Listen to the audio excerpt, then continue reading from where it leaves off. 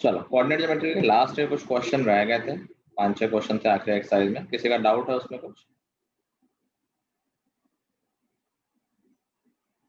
कुछ डाउट है उसमें आखिरी एक्सरसाइज में? Yes, yes, yes, sir. First question. कौन सा first question? Yes, sir. First question कह रहा है कि if -4,3 and 4,3 are two vertices of an equilateral triangle, find the coordinates of third vertex given that origin lies on the interior of triangle. तो अगर equilateral triangle है तो basically I think we should use distance formula.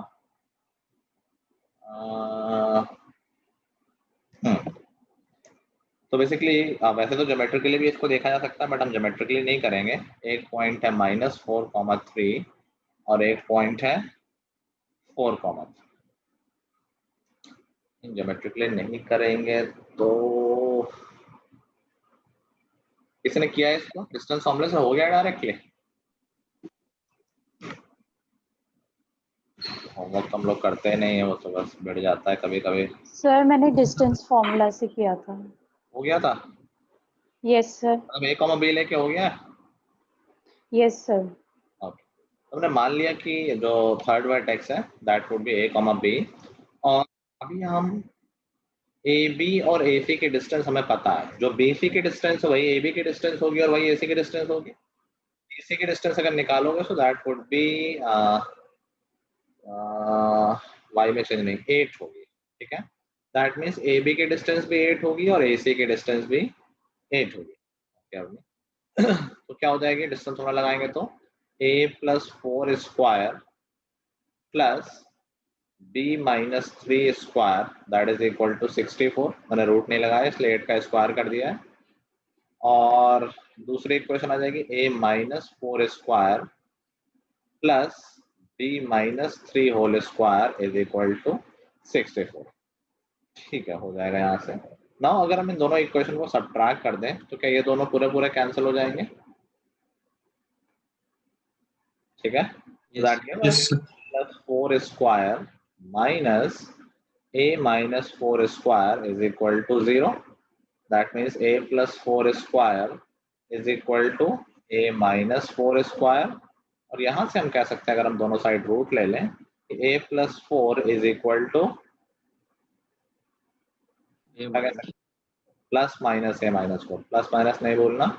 तो अगर हम plus वाला लेते हैं तो क्या आ जाएगा? a + 4 is equal to a - 4, a और a cancel, that gives us 4 is equal to -4 which makes no sense, तो ये रिजेक्ट हो जाएगा।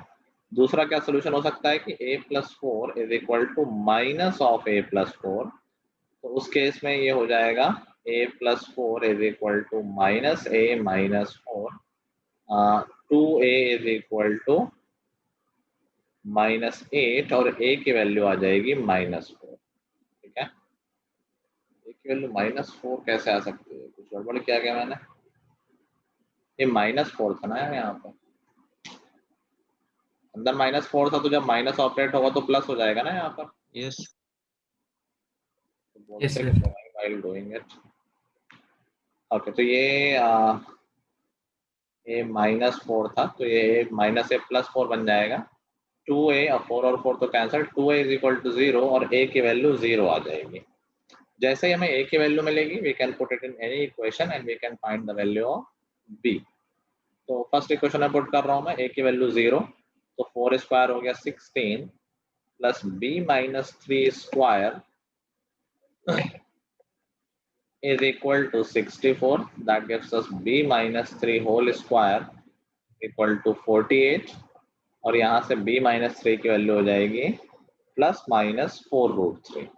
तो b की दो पॉसिबल वैल्यूज आ गई हैं, दैट इज एक तो हो गई 4√3 + 3 और दूसरी हो गई -4√3 + 3। तो वैसे तो दोनों आंसर पॉसिबल हैं, लेकिन इस क्वेश्चन में एक कंडीशन गिवन है।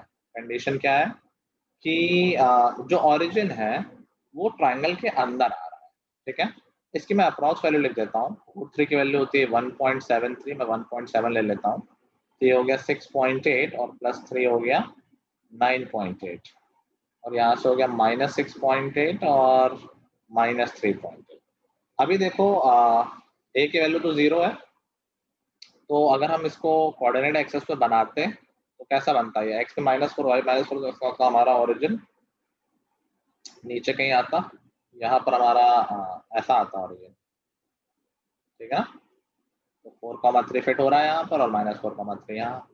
अभी अगर हम b की वैल्यू 9.8 लेते हैं और a की वैल्यू तो 0 है, तो 0 और 9.8 यहाँ कहीं आ जाएगा, 0, 9.8। और दूसरी पॉसिबिलिटी है 0, -3.8, तो वो नीचे आ जाएगा। ये दो पॉसिबिलिटी हो गई। अभी देखो अगर हम ऊपर वाला पॉइंट लेते हैं तो क्या ओरिजिन हमारे ट्रायंगल के अंदर आएगा? ओरिजिन तो यहाँ है नो सर। और ट्रायंगल के अंदर नहीं आएगा, इसलिए हम इस पॉइंट को नहीं लेंगे।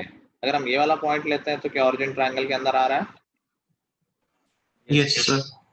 बिल्कुल आ रहा है। दैट मीन्स ये हमारा फाइनल आंसर होगा। तो हमारा जो कोऑर्डिनेट हो गया, थर्ड वर्टेक्स हो गया 0, 3 - 4। सर ऐसे क्वेश्चन आएंगे? यूजली नहीं आते ऐसे क्वेश्चन, आते भी है तो उसमें अच्छे नंबर्स होते हैं, तो इतना रूट वाला इतना चक्कर नहीं पड़ता है।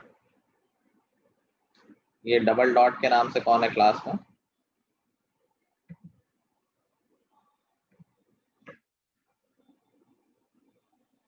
Double dot. और हार्दिक, तुमने कोई होमवर्क नहीं कर रखा था? तुमने मेरे फेस पे झूठ भी बोल दिया, यहाँ कर रखा है।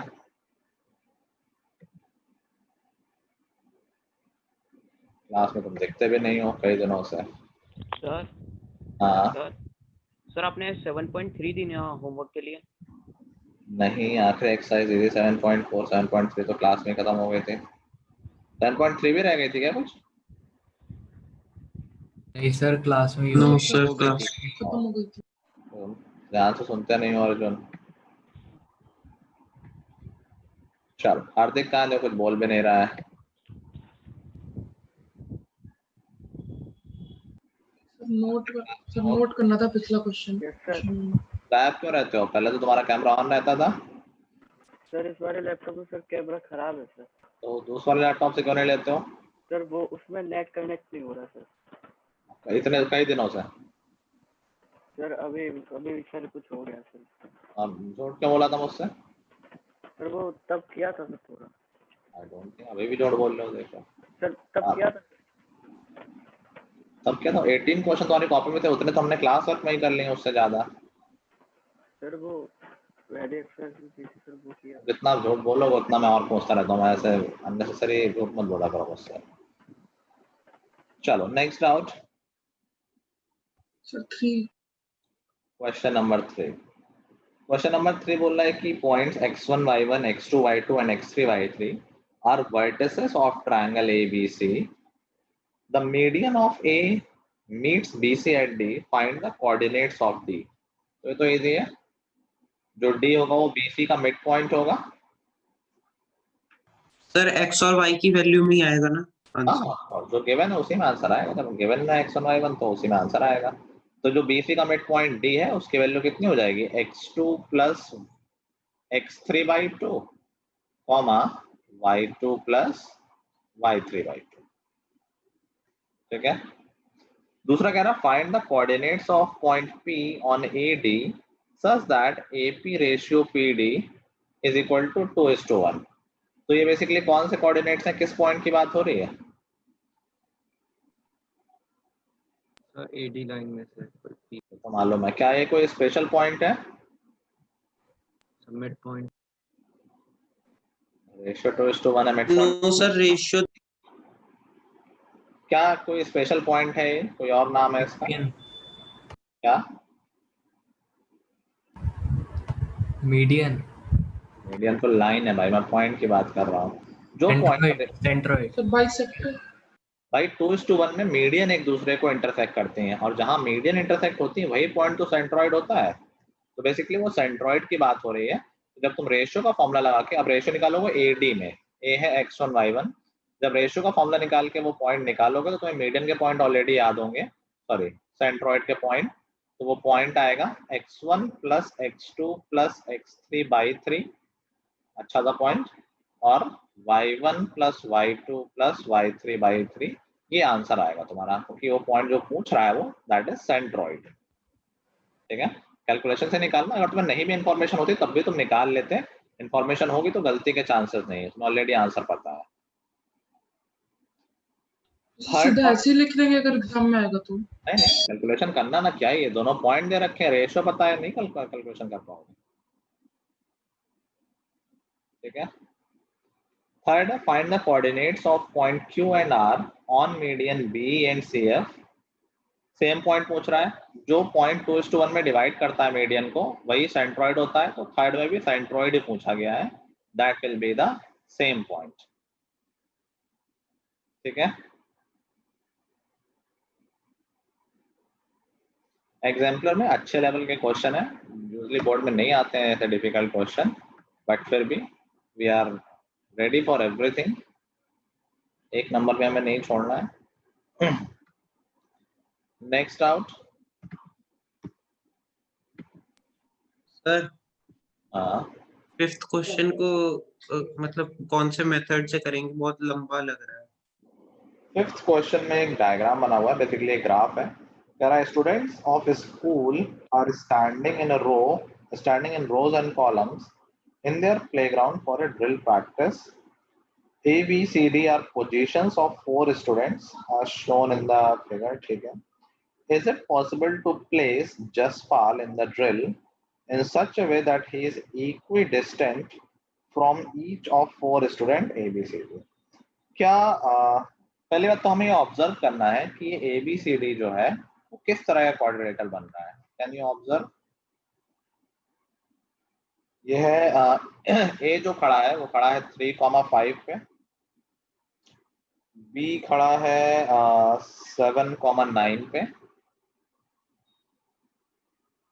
D जो खड़ा है दैट इज 7,1 पे, और जो C है वो है 12,5 12 में 11 है, सर 11 11,5 पे। सबसे पहले तुम्हें डिसाइड करना है कि किस तरह एक क्वाड्रिलेटरल है, अगर तुम डिस्टेंस फॉर्मूले से निकालोगे सो आई थिंक, अच्छा 8 और 8 डायगोनल्स तो इक्वल है, और यहाँ है 4 और 4, 4 4 4 4 4, निकालोगे तो एक स्क्वायर आएगा। Of course you need to show it, बड़ा क्वेश्चन है ये। तो चारों डिस्टेंस निकालना, A B, B C, C D और डी ए, तो ये चारों इक्वल आ जाएंगे, दैट मीन्स ये एक रोम्बस है, और फिर डायगोनल निकालोगे तो ये भी इक्वल आ जाएंगे, विच विल टेल यू कि एक स्क्वायर है। नाउ स्क्वायर में कोई एक ऐसा पॉइंट हो सकता है जो चारों वर्टिसेस से इक्वल डिस्टेंस पे हो, yes sir. That will be intersecting point of diagonals या मिड पॉइंट ऑफ डायगोनल्स, एक ही बात है, मिड पॉइंट ऑफ डायगोनल हो जाएगा जो चारों से इक्वल हो जाएगा, तो जसपाल को यहाँ पर खड़ा कर सकते हैं हम, दैट वुड बी 7,5। ठीक है,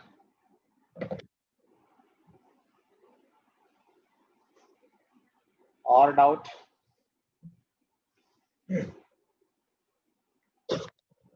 सर ये तो डायरेक्ट ही दिख रहा था उसमें। देख रहा था, डिपेंड करता, मान लो ये एक ही नंबर का होता है, 2 नंबर का होता तो फिर डायरेक्टली लिख देते कि we can observe in the figure कि दिस इज अ स्क्वायर, तो मिड पॉइंट हो जाएगा।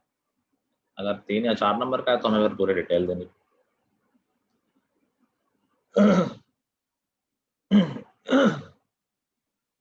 और कोई डाउट?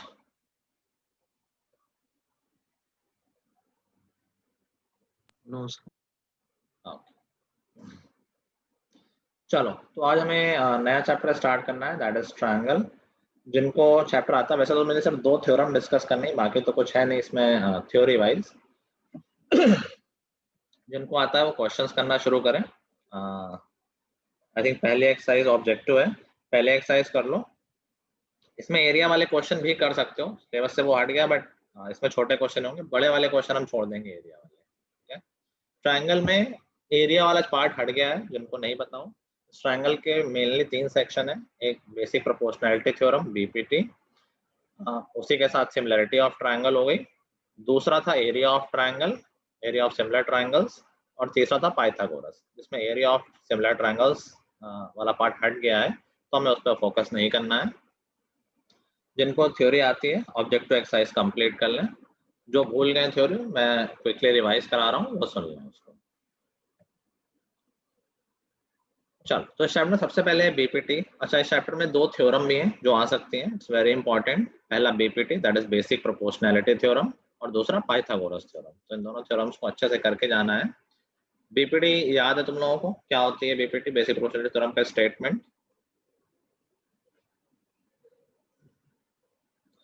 याद है? Yes sir.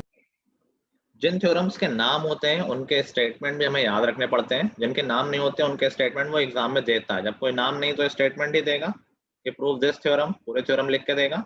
लेकिन जैसे बीपीटी का एक नाम है स्पेशल, तो इसमें स्टेटमेंट नहीं लिखेगा, कहेगा state and prove BPT. Theorem का स्टेटमेंट लिखो और उसको प्रूव करो। तो बीपीटी और पाइथागोरस दोनों के ही स्पेशल नेम है, खुद के नाम है, तो उनके स्टेटमेंट बाय द बुक याद रखने हैं। ठीक है, इसका फुल फॉर्म क्या है? Basic proportionality theorem. तो इसका प्रूफ कैसे होता है? ये थ्योरम कहती क्या है? थ्योरम कहती है कि if a line drawn intersecting two sides of a triangle, पढ़ ही लेता हूँ statement. If a line drawn parallel to one side of a triangle to intersect the other two sides, then these two sides are divided in same ratio. अगर किसी एक line के parallel कोई line draw की जाए जो बाकी दोनों लाइनों को इंटरसेक्ट कर रही है, तो वो जो लाइन होती है पैरेलल लाइन, वो बाकी दोनों लाइनों को सेम रेशियो में डिवाइड करती है। तो हमें यहाँ क्या प्रूव करना होगा कि अगर DE गिवन है कि DE is parallel to BC, we need to prove AD upon BD is equal to AE upon C। इसके प्रूफ के लिए मैंने तुम लोगों को क्या रखने को कहा था? किसकी हेल्प से होता है, किस कॉन्सेप्ट से होता है ये प्रूफ? सर डायगोनल्स बनाएंगे सर नीचे की तरफ। ट्रायंगल होता ही नहीं है, एरिया से। एरिया से होता है। तो हमें कई ट्रायंगल्स के एरिया लेने पड़ेंगे और उन ट्रायंगल्स की हेल्प तुम्हें इसी से मिल जाएगी, रेशियो से। तो जैसे AD लाना है तो हमें एक ऐसा ट्रायंगल लेना है जिसका बेस AD हो। AE लाना है तो हमें एक ऐसा ट्रायंगल लेना है जिसका बेस AE हो। BD लाना है तो एक ऐसा ट्रायंगल लेना है जिसका, अच्छा डायगोनल्स भी आएंगे, सनी ठीक बोल रहे, तो इसके यहाँ वाले डायगोनल्स आएंगे। एक ऐसा ट्रायंगल भी लेंगे जिसका बेस BD हो, और एक ऐसा ट्रायंगल भी लेंगे जिसका बेस CE हो।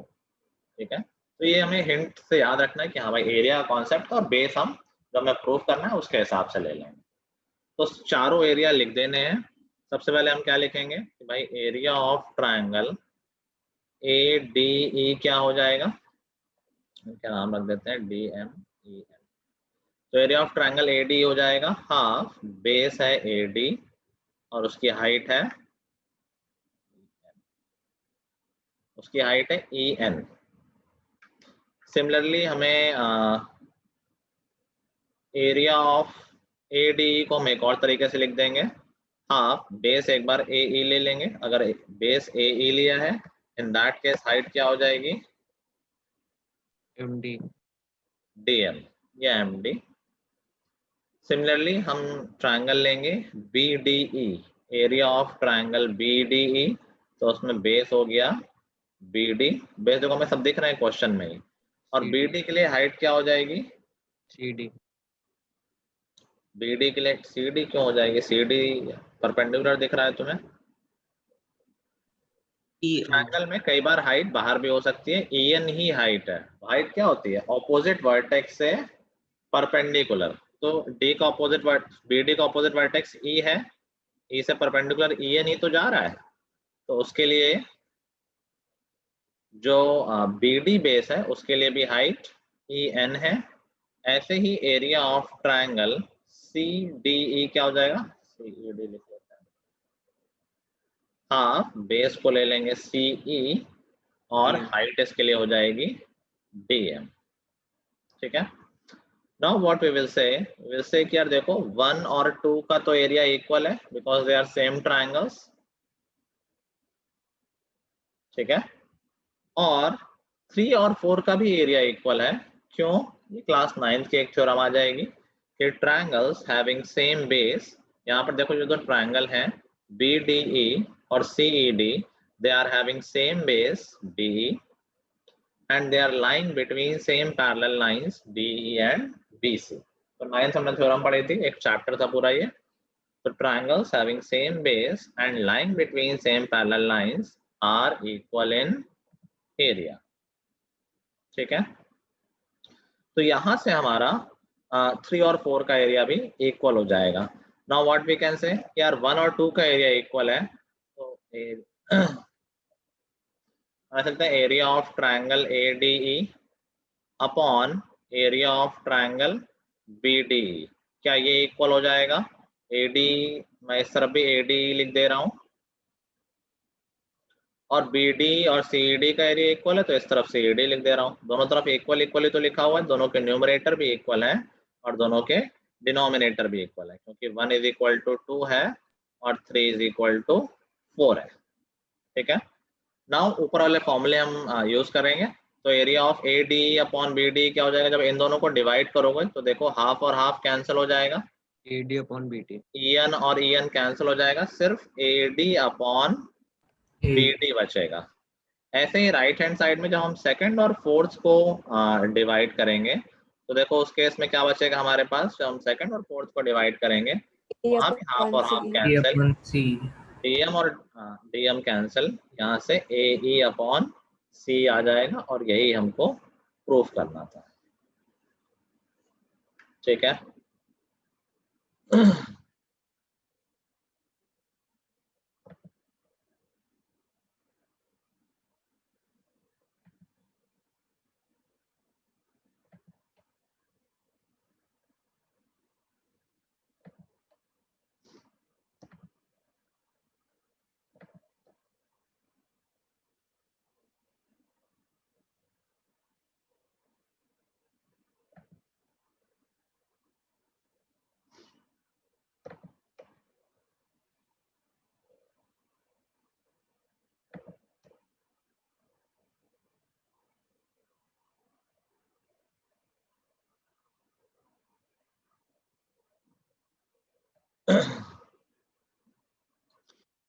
लिख लिया।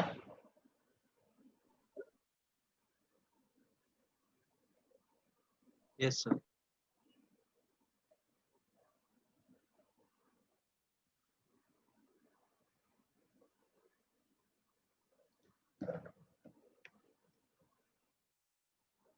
नेक्स्ट जो हमारा कॉन्सेप्ट है चैप्टर में दैट इज सिमिलैरिटी।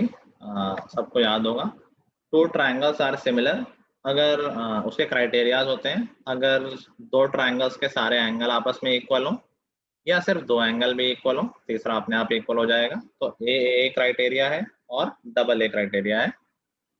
एक और क्राइटेरिया था एस क्राइटेरिया, अगर दो ट्रायंगल्स की साइड सेम रेशियो में हो, in that case also triangles are similar.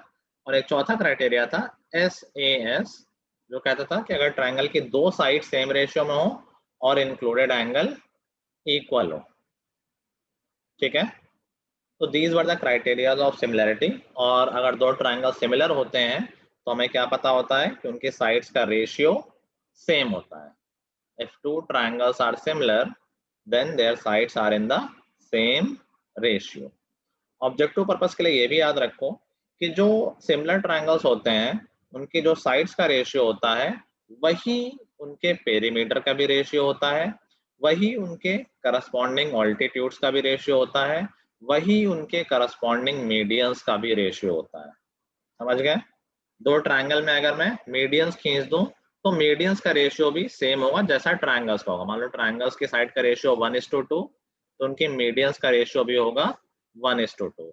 अगर ट्रायंगल्स का रेशियो है 1:3 तो उनके ऑल्टीट्यूड्स का रेशियो भी होगा 1:3। समझ गए? जो साइड्स का रेशियो वही मीडियंस का रेशियो, वही परपेंडिकुलर्स का या ऑल्टीट्यूड्स का रेशियो, और वही पेरीमीटर का रेशियो। ठीक है, जो थ्योरम हटा दी गई है वो थ्योरम बस याद रखना कि अगर दो ट्रायंगल सिमिलर होते हैं तो उनके एरियाज जो साइड्स का रेशियो होता है उनका स्क्वायर होते हैं। अगर दो ट्रायंगल हैं उनके साइड्स के रेशियो 1:3 तो उनके एरिया का रेशियो होगा 1:9। ठीक है,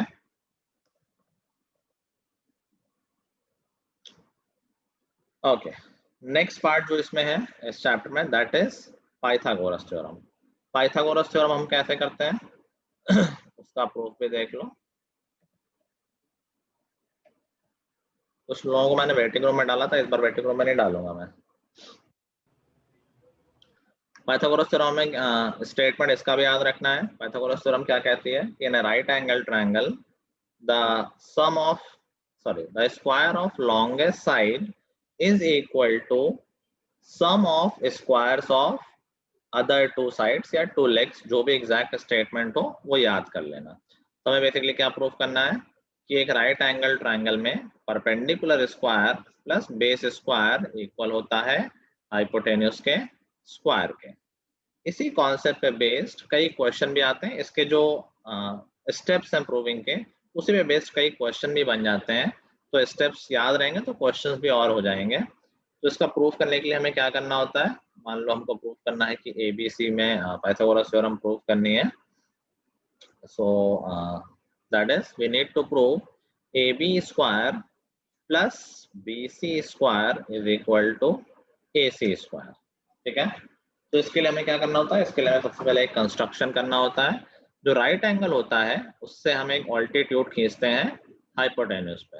इस फैक्ट को याद रखना कि जब हम ऐसा करते हैं तो जो तीन ट्रायंगल बने हैं, तीन मतलब जो दो छोटे ट्रायंगल और बड़े ट्रायंगल, ये तीनों आपस में सिमिलर होते हैं। ठीक है, we can always prove that.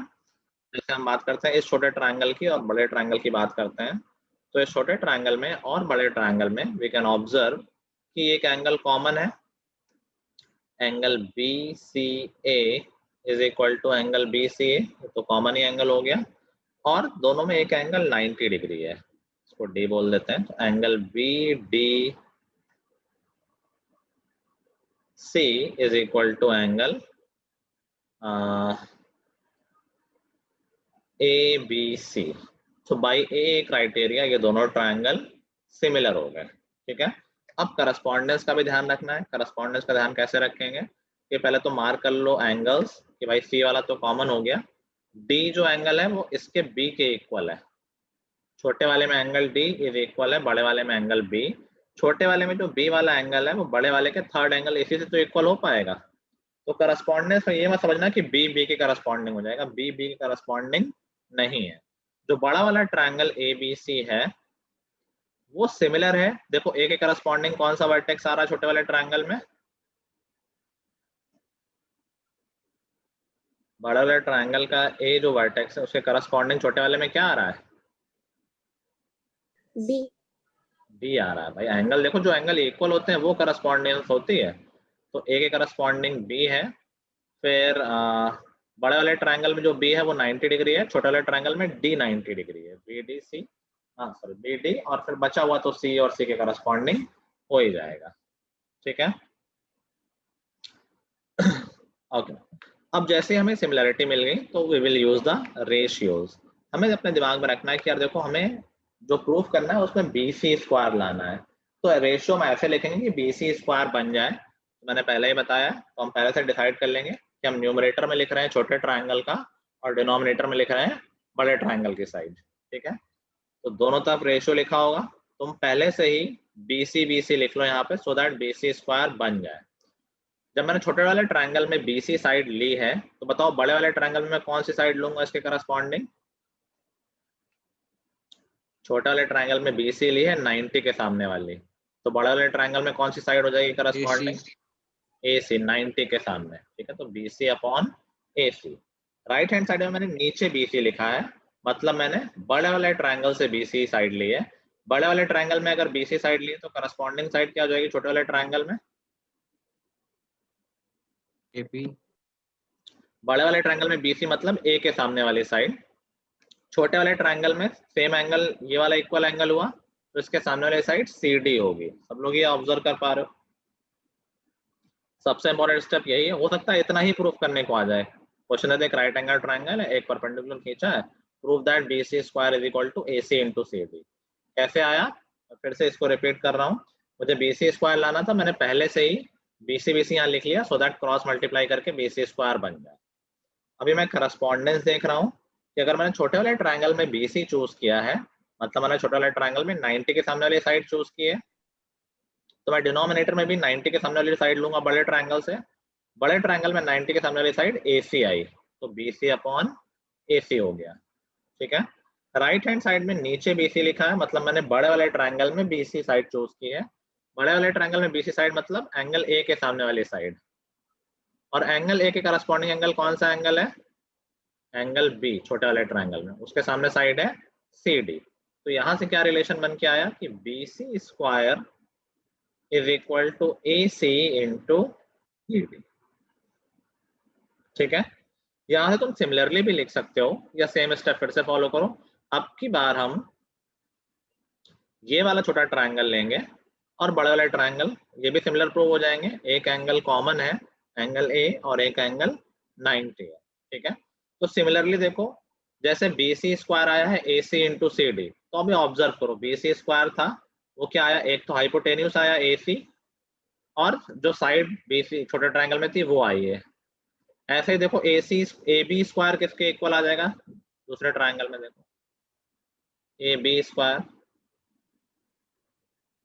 देखो AC पूरी साइड आई है अगर BC में, तो उसमें भी AC आएगी, तो AC आएगा। अगर नीचे वाले में CD आया तो ऊपर वाले में क्या आना चाहिए? AD। इसको नहीं समझ में आ रहा वो पूरा लिख के देख सकता है कि मेरा पर्पस है AB स्क्वायर लाना, तो मैं फिर से ऐसा करूंगा, दो साइड लिखूंगा और ऊपर नीचे AB पहले से ही लिख दूंगा। छोटे वाले ट्रायंगल में मैंने AB साइड ली है, मतलब 90 के सामने वाली साइड ली है, तो बड़े वाले ट्रायंगल में करस्पॉन्डिंग साइड क्या हो जाएगी? AC 90 के सामने वाली साइड। राइट हैंड साइड में मैंने बड़े वाले ट्रायंगल में AB ली है, बड़े वाले ट्रायंगल में भी मतलब किस एंगल के सामने वाली साइड ली है? Angle B। नहीं, बड़े वाले ट्रायंगल में AB, सिर्फ बड़ा ट्रायंगल देखो, एंगल C के सामने ही तो है AB, है ना? Yes sir. तो छोटे वाले ट्रायंगल में करस्पॉन्डिंग एंगल ये वाला है, तो उसके सामने वाली साइड कौन सी बची? AD। तो यहाँ से हमारा क्या आ गया, AB स्क्वायर, जो मैंने पहले लिख रखा था, AB square is equal to AC into AD। अब इन दोनों इक्वेशंस को ऐड कर दो, तो AB square plus BC square क्या हो जाएगा? AC into AD plus AC into CD। दोनों में AC कॉमन ले लेंगे तो बचेगा AD plus CD। AD plus CD क्या हो जाएगा? AC। AC इंटू AC हो जाएगा AC स्क्वायर, और ये हमारा पाइथागोरस का प्रूफ कंप्लीट हुआ। ठीक है,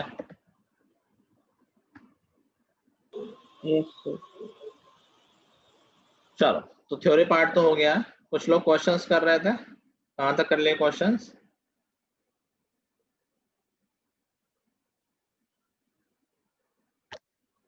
कहाँ तक कर लिए क्वेश्चंस? 7 तक। 7 तक ही कर पाए? Total 12 question. और किसी ने, बाकी लोगों ने? अच्छा, कई लोगों ने तो शुरू भी नहीं किया होगा अभी। 7 तक कोई डाउट है? No sir. ओके, ठीक है, कंटिन्यू रखो आगे। अभी हम 5 मिनट बाद डिस्कस करना शुरू करेंगे। जो अभी शुरू कर रहे हैं वो अपना फर्स्ट से शुरू करें, डिस्कस हम पूरा कल भी कर लेंगे। छोटे छोटे ही थे, एरिया से 2 ही क्वेश्चन थे बस। कोई डाउट नहीं है? किसी और को डाउट आया कोई?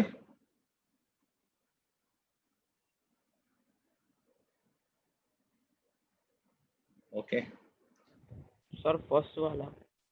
First just a minute.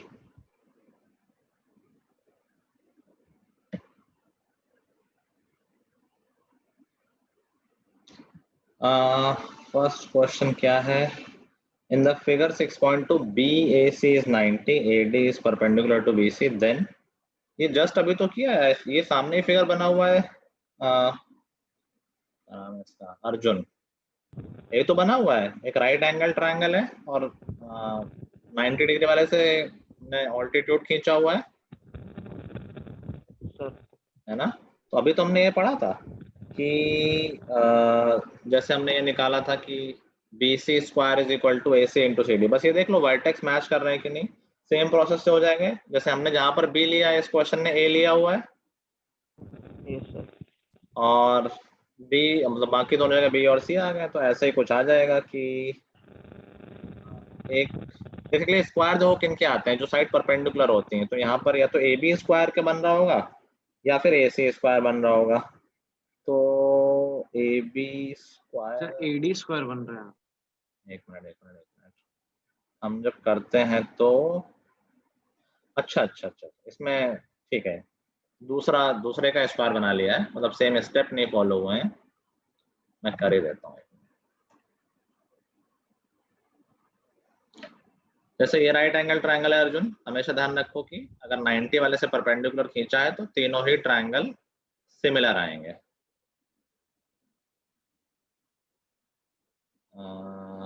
यहाँ पर A ले रखा है 90 डिग्री, और B ये हो गया, B और C कहीं ले लोगे कोई फर्क नहीं, सेम ही तरह का बनेगा वो।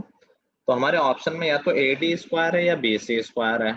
तो देखो हमें AD स्क्वायर लाना है, तो हम इन दोनों ट्रायंगल की बात कर लेते हैं, दोनों छोटे ट्रायंगल भी आपस में सिमिलर होंगे। Yes sir.